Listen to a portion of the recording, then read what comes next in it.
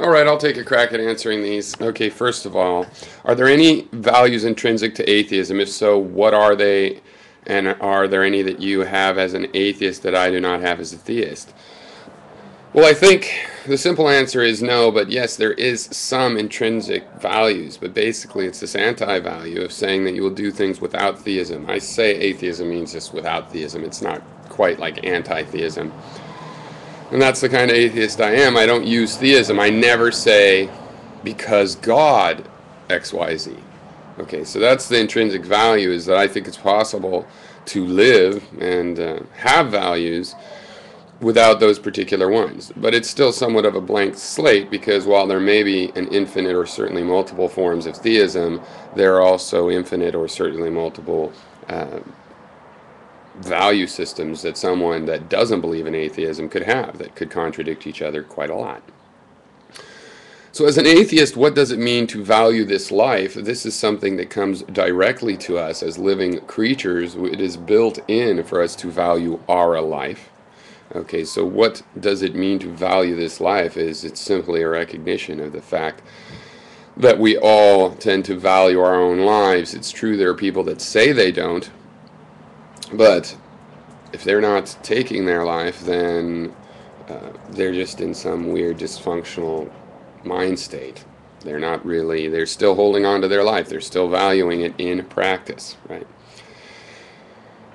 So, and as for those that commit suicide, I suppose they're in their own school of philosophy that I, as one of the willing, living people, don't necessarily share their philosophy, obviously. I think we can figure out a philosophy based on those that admit that we inherently, intrinsically value our life. And you said, based upon that response, how do I establish this belief to be true? As I say, through observation. Things value life. All living things value their lives. So that is true by demonstrated observation. Assuming you've established it to be true, is it true for everyone or just for me? Well, there's two issues there. One, it is true just for me. But first of all, that has a lot more impact than you think. Because let's say I decide that it is wrong to steal and it deserves punishment. I believe that, and it means that I will act. If someone steals from me, I will act upon them based on that belief. Whether they believe it or not, it's not that I have to demonstrate the truth. It's that I have to know what I'll act on. Since it's true for me, I will act on that truth, and I will stop you from stealing my stuff. But, I know a lot of people think that that's not good enough. You have to establish that person that is really wrong to steal. It's like, I don't think so. I mean, if you are at either end, you're in one end zone and I'm in another end zone, and to the 50-yard line, there is an unclaimed meal, and we're both hungry.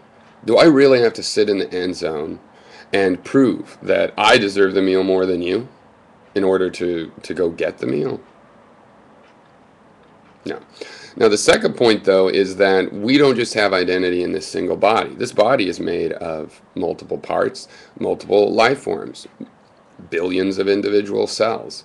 But as a collection, it adopts an idea of an identity. And you can do this with larger groups. You can have an identity as a Christian and feel like you're a part of a larger group as a Christian. And suddenly, when you're concerned only with your own survival, that includes the survival of the group. And the only catch is, if the group is out to destroy you and you're trying to work for its survival, and there's a little glitch in whether you are part of that group or not, right?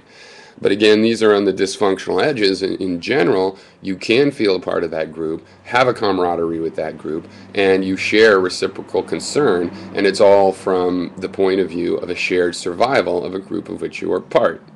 Okay, and this is how I think we establish, because I establish it as true for myself, but you establish it as true for yourself. And we share information, and we can see the logical consequences and what it means to work together or not work together.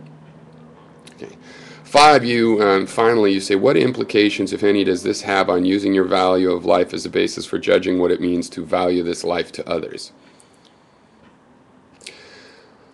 Well, the truths, as I said, are only for me, but if I draw them from my desire to survive, then I can establish that other people that desire to survive and other people that feel that they're in groups that we both belong to, like a nation or a philosophy, should come to similar, not the same, but similar, compatible conclusions. Unless they don't value life. If they're Nazis and they value violence, or if they're suicidal nihilists and want to kill themselves, then yeah, I'm sorry, I'm not going to be able to share much of a value system with them. But that leaves the billions and billions that want to live, who can follow the shared logic to very similar conclusions and establish collective rules for how we treat each other as part of common groups.